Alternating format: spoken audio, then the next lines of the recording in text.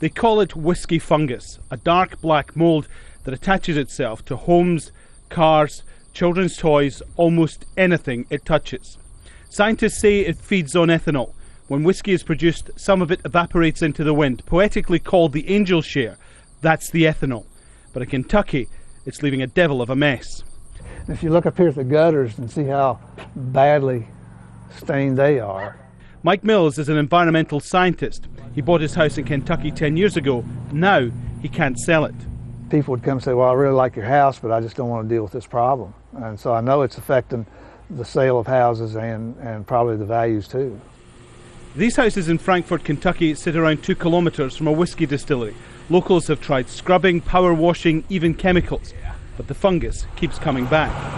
Now 5 whisky makers across the state face legal action to stop the ethanol emissions and pay for the cleanup.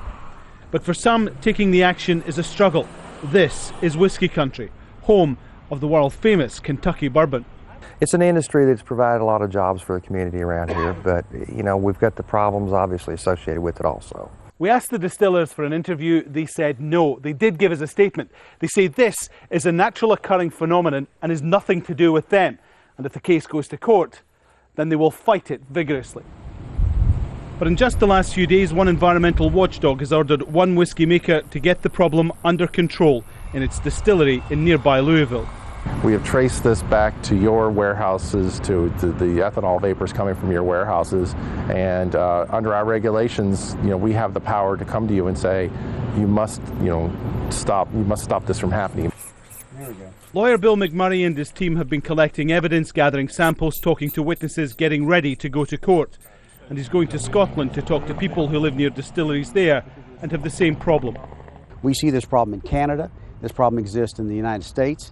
It exists in Europe, and I'm sure it exists in South America. Wherever they are aging a spirit, you're going to have this problem. There have been no long-term studies to establish if there's a health risk from whisky fungus. If the courts decide the drinks firms are to blame, a settlement could cost hundreds of millions of dollars in the US alone. A huge bill for an angel share. Alan Fisher, Al Jazeera, Frankfort, Kentucky.